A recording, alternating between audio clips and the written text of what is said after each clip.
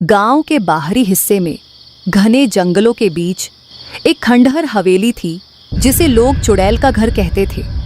इस हवेली के बारे में ऐसी कहानियां थी कि अमावस्या की रात वहां एक चुड़ैल का साया मंडराता है। कहते थे जो भी उस खंडहर में रात में गया वह वापस नहीं लौटा। सालों से उस जगह को लेकर डर और रहस्य बना हुआ था। गांव में विक्रम नाम का एक नौजवान लड़का रहता था जो अपनी बहादुरी और निडरता के लिए मशहूर था। भूत प्रेतों की कहानियां उसके लिए सिर्फ अफवाहें थी। जब भी गांव के बुजुर्ग उसे उस खंडहर से दूर रहने के लिए चेतावनी देते तो वह हंसी में उड़ा देता। उसके लिए ये सब बेकार की बातें थीं। एक दिन विक्रम के पड़ोस में एक नई लड़की आई जिसका नाम सीता था। उसकी सुंदरता ने विक्रम का दिल जीत लिया। कुछ ही दिनों में विक्रम को पता चला कि सीता गांव के एक बुजुर्ग महिला की दूर की रिश्तेदार थी और वह अब वहीं रहने वाली थी। धीरे धीरे विक्रम ने अपने घर वालों को मना लिया और उसकी और सीता की शादी हो गई। शादी के बाद कुछ समय तक सब कुछ ठीक चलता रहा, लेकिन जल्द ही विक्रम की तबीयत बिगड़ने लगी। हर दिन उसे अजीब से दर्द होते रहते थे और उसका चेहरा मुरझाने लगा। सीता ने उसे सुझाव दिया कि वे उसकी पुश्तैनी हवेली में जाकर रहेंगे। कुछ दिन तक जंगल की उस हवेली में सब ठीक रहा। विक्रम और सीता वहां नए सिरे से रहने लगे। लेकिन एक रात अचानक विक्रम दर्द से चीखता हुआ जागा। उसने पाया कि उसकी एक उंगली कटी हुई थी और दर्द से कराहते हुए उसने अपनी पत्नी सीता को आवाज दी, लेकिन सीता कमरे में नहीं थी। उसने जोर से पुकारा पर उसका दर्द बढ़ता गया और धीरे धीरे वो बेहोश हो गया। अगली सुबह विक्रम ने खुद को अपने बिस्तर पर पाया और सीता को अपने पास बैठा देखा।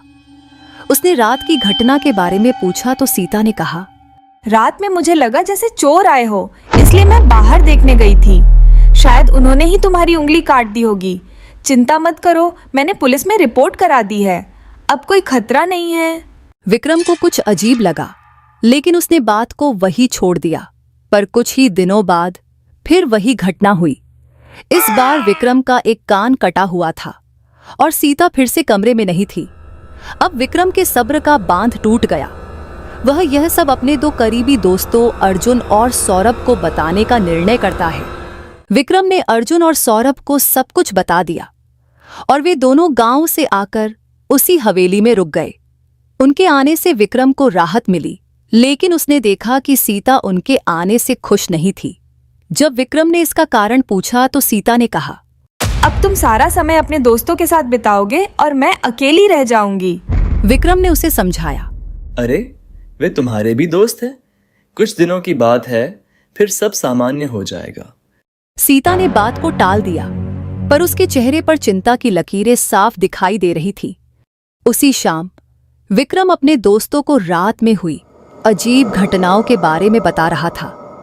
अर्जुन और सौरभ को यह सब बहुत अजीब लगा। उन्होंने निश्चय किया कि वे रात भर जागकर उस रहस्य का पता लगाएंगे।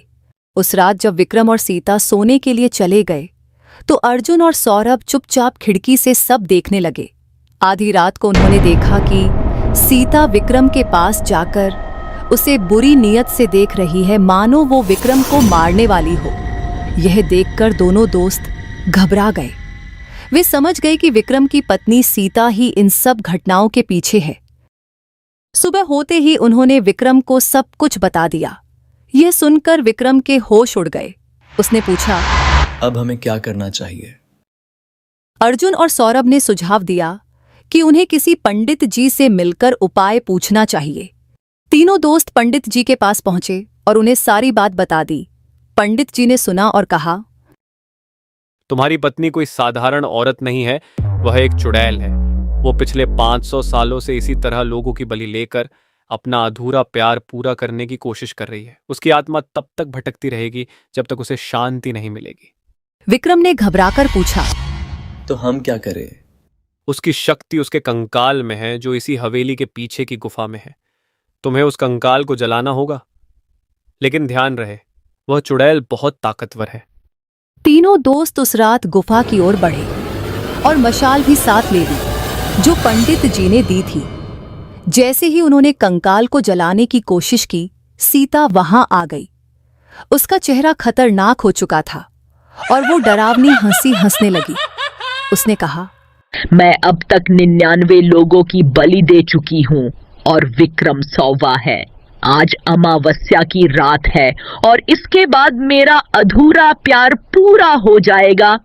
विक्रम ने हिम्मत दिखाते हुए कहा, तुम्हारा खेल अब खत्म होने वाला है। अर्जुन और सौरभ ने उसे कंकाल जलाने का इशारा किया।